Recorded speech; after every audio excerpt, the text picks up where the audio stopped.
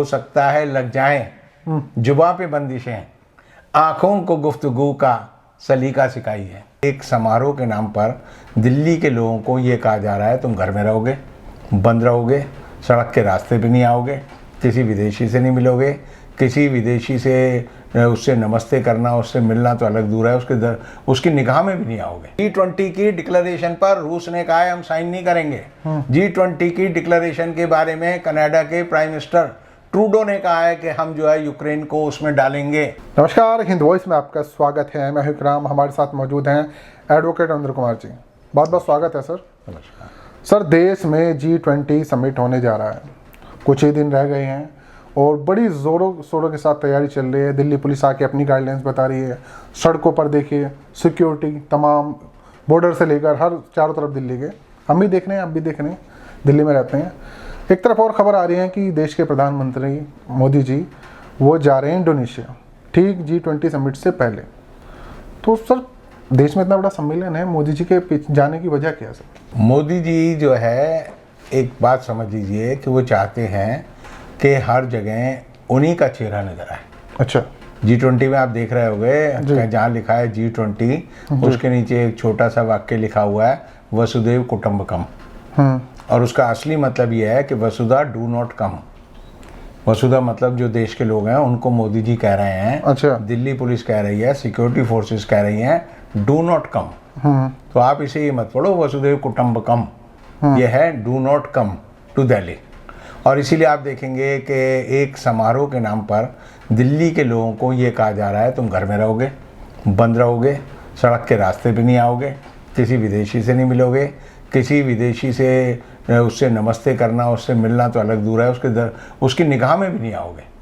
तो एक तरह से जो दिल्ली में झुकी झोपड़ियाँ हैं रास्ते में जहाँ पड़ रही हैं, वहाँ बड़े बड़े बोर्ड लगा दिए गए हैं ताकि जिस तरह डोनाल्ड ट्रंप आए थे अहमदाबाद तो वहाँ पर दीवार बना दी गई थी झुग्गी झोपड़ियों के सामने।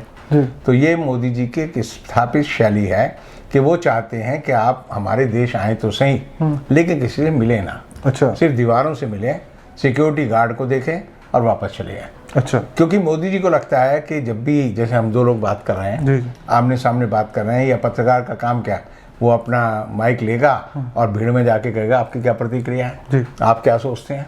तो मोदी जी कहते हैं कि 140 करोड़ लोगों से अगर 2 लोगों से भी बात की तो वो मोदी जी की पोल खोल देंगे। तो मोदी जी एक डरे हुए प्रधानमंत्री हैं। और सबसे बड़ा बुरा हो, कैसी बात कर रहे हैं सर, 56 इंची सीना?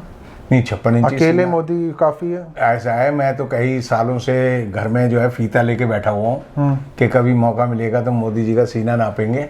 56 इंच का सीना, मैं कहता हूँ मोदी जी का क्या, मैं कहता हूँ किसी मैंने को तो किसी का नज़र ही नहीं आया। तो जो 56 इंच का सीना है, ये एक उक्ति है। ये मोदी जी या बड़े लोग जो कहते हैं ना कि दहाड़ते हैं लोग कि आके देख, कई बार कई लोगों को देखा होगा कि एक आदमी उसको पीट रहा है, थप्पड़ मार रहा है, कहेगा दोबारा मार के दे, फिर वो दोबारा मार देता है, कहते अब की बार मार के दे, फिर वो कहेगा अब की बार मार के दे। तो पिटता भी रहेगा और ये कहता भी रहेगा अब की बार मार के दे। तो ये जो 56 इंच सीना है ऐसे लोगों का ही होता है जिनमें कुछ करने की हिम्मत नहीं होती। सर, पाकिस्तान पे सर्जिकल स्ट्राइक, चीन को ला के क्या चाहिए आपको? आप बुराई करते रहते हैं। देखिए, पाकिस्तान को सर्जिकल स्ट्राइक जो हुई उसकी पोल खुल चुकी है। सतपाल मलिक ने पहले बताया कि भाई ये जो है, जो हमारे 44 CRPF के जवान मारे गए, उनको मरवाने में मोदी जी की सरकार का सबसे बड़ा हाथ था। उन्होंने पूरा बताया कि RDF जो है कैसे हिंदुस्तान आया, कैसे वो गाड़ी जो थी कभी वो मारुति वैन बन जाती थी, कभी वो दूसरी गाड़ी बन जाती थी, उसके मालिक को आज तक नहीं खोज पाए। तो सब वो गवर्नर थे तब क्यों नहीं बोले, अभी क्यों बोल रहे हैं? अब कुछ ऐसा नहीं है। देखिए, सच आदमी कभी भी बोले, मरता हुआ आदमी भी अगर सच बोले तो हमारा कानून कहता है कि सच की इज्जत होनी चाहिए। उन्होंने उस समय नहीं बोला, लेकिन उस समय भी वो बोल गए थे। उन्होंने तो तभी कहा था प्रेस चैनलों को, जैसे हमला हुआ 3:10 पे, तो उन्होंने पहली जो प्रतिक्रिया NDTV को और दूसरे 3-4 चैनलों को दी थी, तो एक आता है ये सब हमारी गलती की वजह से हुआ है। फिर आप जो कह रहे हैं सर्जिकल स्ट्राइक, जब मोदी जी ने कहा हमने सर्जिकल स्ट्राइक कर ली है, अभिनंदन के बारे पोस्टर छापे, पोस्टर के नाम पे वोट मांगे, और मोदी जी ने कई जगह चुनाव में कहा कि आप जो है जिन जवानों ने अपना बलिदान दिया है उनके नाम पर मुझे वोट दो। तो जो जवान मारे गए मोदी जी की गलती या मोदी जी के षड्यंत्र की वजह से, उनके नाम पर मोदी जी ने वोट मांगे, तो इसका मतलब यह है कि उसका फ़ायदा किसे हुआ। अपराध शास्त्र का एक पहला सिद्धांत है, कहीं मर्डर हो जाता है ना, तो सबसे पहले आईओ का काम क्या होता है, वो ढूंढे कि जिसका मर्डर हुआ है इससे फ़ायदा किसको होगा। जी। जिसको फ़ायदा होगा वो जो बेनिफिशियरी है वो सबसे पहले संदेह के घेरे में आता है। तो जो ये 44 जवान मारे गए और जिन पे आरडीएक्स से हत्या हुई जिनकी, उनकी हत्या का सबसे बड़ा फ़ायदा अगर किसी को मिला तो वो नरेंद्र मोदी को मिला।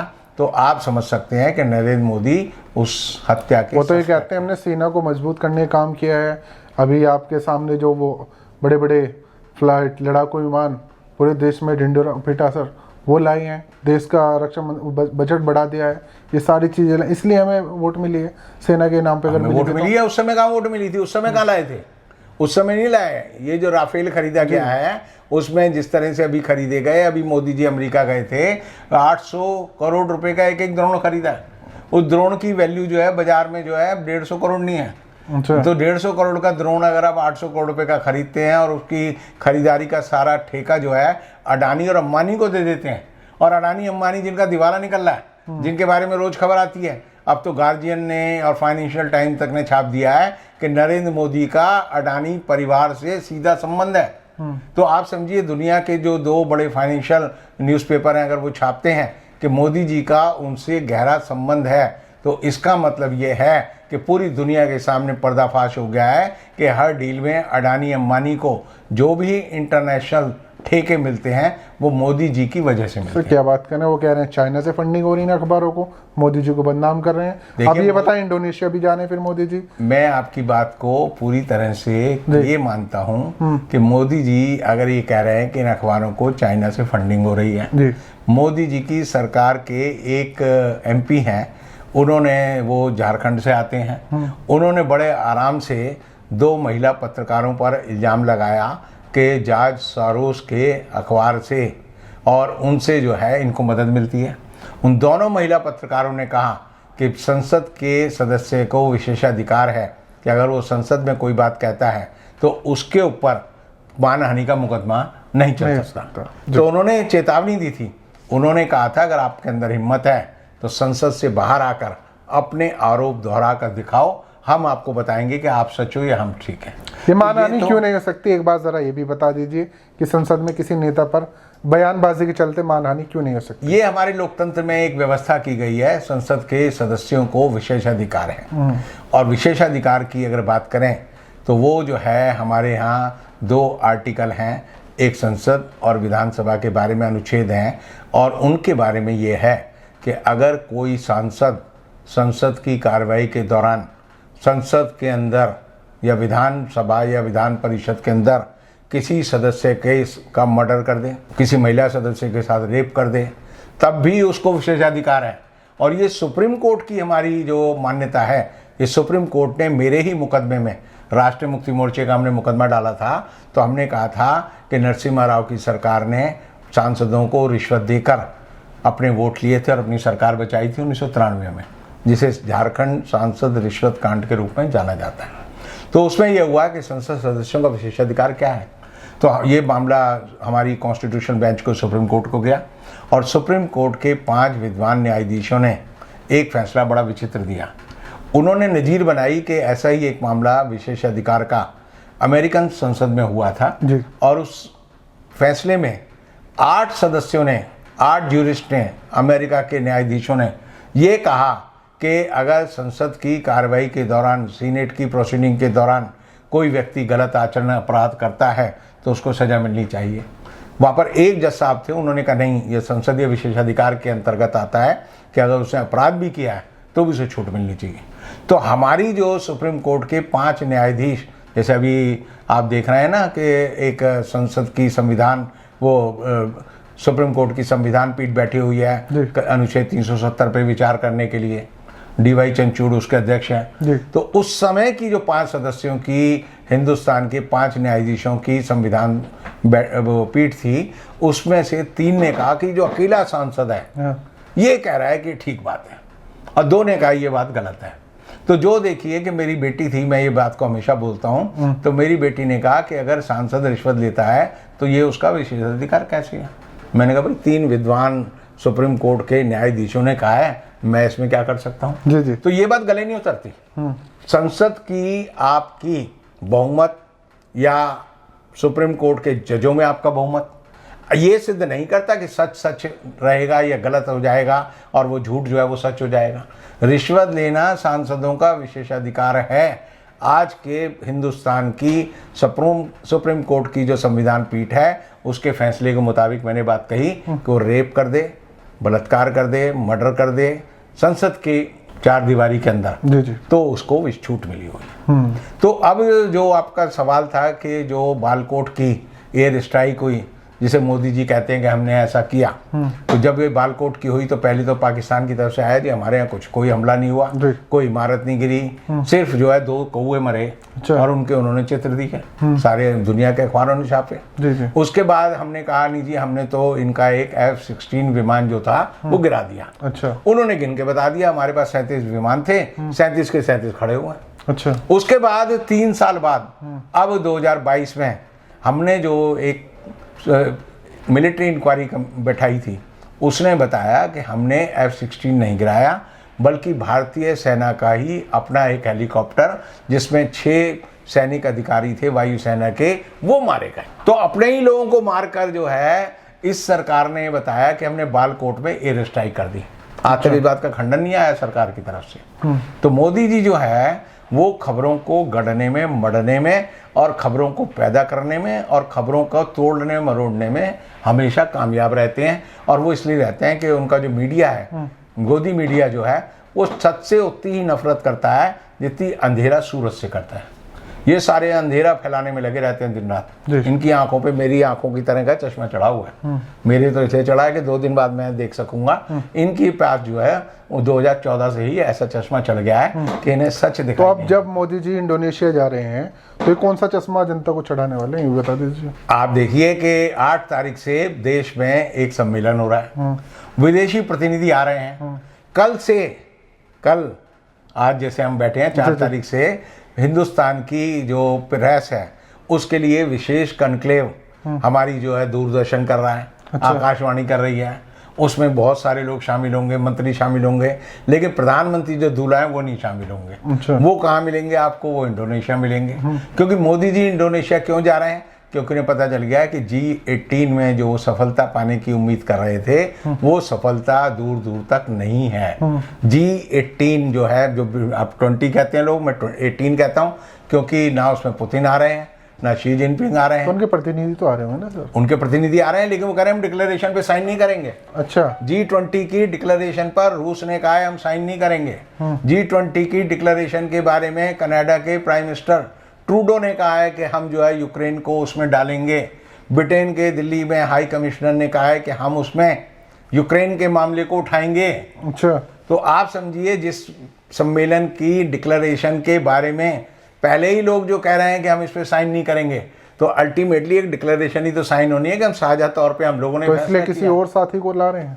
नहीं, किसी और को कैसे ला सकते हैं? आप देखिए, अगर कोई ऐसा सम्मेलन हो, जैसे कोई गाड़ी होती है उसके 20 पहिए हो और 20 पहिए में 3 पहिए सबसे आगे के पहिए हैं, एक अमेरिका है, एक रूस है और एक चीन है, और 2 पहिए गायब हो गए। तो ये मोदी जी का 3 व्हीलर बन गया है। एक पहिया आगे है, बाकी पहिए पीछे हैं।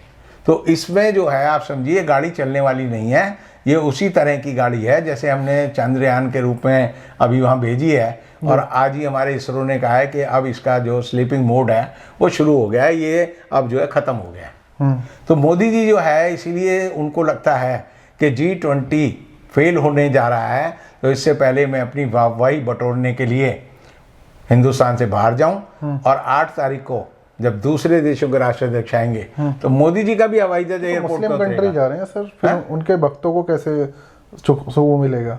सुकून मिलेगा, वो जाके वहाँ पर मोदी करेंगे एयरपोर्ट पे, और वहाँ जाके एक मंदिर का उद्घाटन तो नहीं कर देंगे? नहीं, अब ये चूंकि ये मोदी जी जो काम है ना, वो पहले सोच के रखते हैं कि मुझे करना क्या है, लेकिन बताते नहीं है। अच्छा। बताते तो नहीं। ऐसा हो सकता है ना कि खुश करने के लिए मुस्लिम कंट्री गए, एक मंदिर का उदाहरण कर। इंडोनेशिया मुस्लिम कंट्री नहीं है। अच्छा। इंडोनेशिया में मुस्लिम पॉपुलेशन सबसे ज़्यादा है, अच्छा। लेकिन फिर भी वो जो है एक सेकुलर कंट्री है। उसकी जो वहाँ की जो लोगों का सौहार्द है, जिस तरह के लोग रहते हैं, उनमें बड़ी एक तरह से समझ है, साझेदारी है, वहाँ दंगे नहीं होते। जी जी। इंडोनेशिया मुस्लिम देश होने के बावजूद वहाँ कट्टरपंथ नहीं है, वहाँ बड़े लिबरल लोग हैं। और वहाँ पर बाली, सुमात्रा, ऐसे ऐसे द्वीप हैं जो जिनका जिक्र हमारे रामायण और महाभारत में है। जी जी। तो एक तरह से वो अपनी परंपरा और संस्कृति को जिंदा रखने वाला देश है। लेकिन मोदी जी वहाँ जाकर क्या करेंगे तो बात की बात है, क्योंकि मोदी जी के लोगों को तो आज यहाँ पर ही नहीं पता, हम लोगों को ही नहीं पता कि मोदी जी ने 18 तारीख को पहले तो तय कर लिया कि हम जो पार्लियामेंट का सेशन बुलाएंगे 18 से 23 तारीख तक। उसमें किस बात पे बहस होगी, वो इस बात पे बहस होगी। लेकिन सर सवाल का तो उसमें मना किया है ना कि सवाल नहीं होंगे। कल मैं ये कहना है कि वो देख रहा था, उसमें जो कुछ पॉइंट्स दिए हैं कि सवाल नहीं किए जाएंगे किस में, इस सेशन में, जो स्पेशल सेशन बुला रहे हैं। अरे भाई सेशन में किया, मोदी जी कहते हैं सब मुंह पे पट्टी बांध के जाएंगे, अच्छा। कोई बोलेगा नहीं। ये तो ऐसी बात है, इमरजेंसी के दौरान जब इमरजेंसी लग गई तो हम एक चाय की दुकान पे बैठ के अपनी अड्डेबाजी करते थे। तो हम एक दिन पहुंचे, जैसे इमरजेंसी लगी तो वहाँ लिखा हुआ था कृपया यहाँ राजनीतिक बातें ना करें। वो तो आज भी बहुत होटल में लिखा रहता है सर। लिखा होता है ना कि राजनीतिक बातें ना करें। तो हमने कहा भैया राजनीतिक बातें ना करें तो कौन सी बातें करें। तो बोले, हमने कहा नसबंदी की बात कर लेते हैं, कहते ये भी राजनीतिक बात है। अच्छा। हमने महंगाई की बात कर लेते हैं, कहते ये भी राजनीतिक बातें। अच्छा। देखिए ऐसा है कि एक शेर है बहुत बढ़िया, जिसमें है कि हो सकता है लग जाएं जुबां पे बंदिशें, आंखों को गुफ्तगू का सलीका सिखाई है। स्मृति ईरानी जैसी जो मंत्री है, अगर राहुल गांधी ना भी बोले तब भी वो दूर से इशारे से समझ जाती है कि फ्लाइंग किस दे रहा है। तो फ्लाइंग किस में बोलने की तो जरूरत है नहीं, सवाल की भी जरूरत नहीं, जवाब की भी जरूरत नहीं है। पूरी बहस हो गई इस बात पे, पूरे देश में चर्चा हो गई कि राहुल गांधी ने स्मृति ईरानी को, उसका कोई सबूत भी नहीं मिला। नहीं, बाद में तो स्मृति ईरानी उस पर बोलती ही नहीं। स्मृति ईरानी ने हो सकता है रात को सोते हुए सपना देखा हो और सपने में उसने देखा हो कि राहुल गांधी उसको फ्लाइंग किस दे रहा है, तो संसद में आते उसके जवाब में वही बात याद आ गई और उसने बात बोल दी। क्योंकि आदमी के अंदर जो अपनी अतृप्त कामनाएं होती हैं, अतृप्त इच्छाएं होती हैं, फ्रायड ने कहा है आदमी जीते जी भी, जिंदा रहते हुए भी वही चीजें देखता है। स्मृति ईरानी जरूर सपने में देखती है कि राहुल गांधी उसको फ्लाइंग किस कर रहा है और वो भी बदले में फ्लाइंग किस कर रही है। तो ये जो है, इन लोगों के साथ दिक्कत यह है कि मोदी जी हों, स्मृति ईरानी हों, जो इनके सारे नेता हों, चाहे इनकी वित्त मंत्री हों, आप देखेंगे कि ये बात का बतंगड़ बनाना जानते हैं और बात का बतंगड़ इसे बनाते हैं ताकि जो असली बात है वो छिप जाए। जी। महंगाई की बात हो, बेरोजगारी की बात हो, उसके लिए सेशन नहीं है। नागालैंड के लिए कोई इनकी ऐसी बहस नहीं है, मिजोरम के लिए इनकी कोई नहीं है, मणिपुर के लिए कोई बहस नहीं है, पंजाब और देश की सुरक्षा के लिए कोई नहीं है, G20 के लिए भी ये बहस नहीं है। ये बहस है कि एक देश और एक चुनाव पे मोदी जी चाहते हैं कि एक कोई बिल पास हो जाए। इन्हें जो है देश का संविधान पढ़ने की फुर्सत नहीं है। देश के संविधान से पहले एक देश एक चुनाव के बारे में हमने देखा है कि लॉ कमीशन ने अपनी रिपोर्ट दे रखी है कि संभव नहीं है। संसद की जो स्थायी समिति है उसने एक रिपोर्ट दे रखी है कि संभव नहीं है। मोदी जी और जो नड्डा जी हैं उनको जरूर लगता है कि है। आप देखिए कि ये ऐसे ही है कि मोदी जी ने 18 और 23 तारीख तक तय कर दिया कि यहाँ पर विधानसभा में यानी संसद में बहस होगी, लेकिन किस मुद्दे पर होगी? एक देश और एक चुनाव। लेकिन उसके बारे में समिति की बनी है 3 तारीख को, बैठक की घोषणा होगी पहले। ये ऐसे ही है कि जैसे सुहागरात मनने से पहले कोई कहे कि इस तारीख को बच्चा जन्म लेगा, हम इस बच्चे का उस दिन जो है नामकरण संस्कार करेंगे। तो अभी भाई अभी उसकी सुहागरात तो बनी नहीं। अभी जो है हमारे जो कोविंद जी हैं उन्होंने बैठक की शुरुआत नहीं की, नड्डा जी उनके घर पहले ही पहुंच गए। नड्डा जी पार्टी के अध्यक्ष हैं। जी। उनके अंदर इतनी शर्म, हया या राजनीतिक बुद्धि होनी चाहिए कि मैं देश के भूतपूर्व राष्ट्रपति के पास जा रहा हूं जिसको एक समिति का अध्यक्ष बनाया गया है और मैं उससे कह रहा हूं कि तू हमारी पार्टी के हिसाब से चल। तो आप समझिए ये भारत के राष्ट्रपति का भी अपमान है और ये एक तरह से बताता है कि भारत के राष्ट्रपति को, मैंने एक फोटो भेजी हुई है जिसमें मोदी जी बैठे हुए हैं और राष्ट्रपति जी जो है त्रिशूल लेकर चौकीदार की तरह खड़े हैं। तो जिस आदमी की हैसियत चौकीदार की बना रखी है, जो कभी राष्ट्रपति रहते हुए अपनी बेइज्जती के बारे में नहीं बोला, वो देश के संविधान के सम्मान के बारे में क्या बोलेगा? मेरा मानना है कि मैंने पहले भी कहा रिपोर्ट तैयार है, 12 तारीख को दी जाएगी। सिर्फ अधीर रंजन चौधरी जी ने अपना वो पेज फाड़ दिया है जिसमें उसने कहा है कि भाई मैं तुम्हारे साथ शामिल नहीं हूँ, क्योंकि ये रिपोर्ट जो है पहले से ही बनी बनाई है, ये सिर्फ नौटंकी हो रही है। आपने जो है जो राज्यसभा में विपक्ष के नेता हैं उनको तो मल्लिकार्जुन खड़गे को तो नहीं लिया, उसकी जगह किसको लिया जी, भूतपूर्व विपक्ष के नेता को। तो ये मोदी जी के ये अपने जो तौर तरीके हैं ये बड़े अजीब व गरीब हैं। इनके बारे में अगर हम बात करेंगे तो एक दूसरा एपिसोड और बन जाएगा, तो अगली बार करेंगे। जी बहुत बहुत शुक्रिया सर, आपने ये जो पूरा एनालाइज किया। हमने जहाँ से शुरुआत की थी कि मोदी जी 6 तारीख को बाहर जा रहे हैं, इंडोनेशिया जा रहे हैं, और वहाँ जाकर वो क्या करेंगे, क्या जाने का कारण है, ये तो पता चल ही जाएगा हमें खैर 6 तारीख में या उसके बाद। लेकिन ये जो पूरा एनालाइज हुआ है हर मुद्दे को लेकर, आप उस पर नीचे कमेंट ज़रूर कीजिएगा और हर बार की तरह वीडियो को ज़्यादा से ज़्यादा शेयर कीजिएगा। कल फिर मुलाकात करेंगे रविंद्र जी से, तब तक के लिए दीजिए इजाज़त।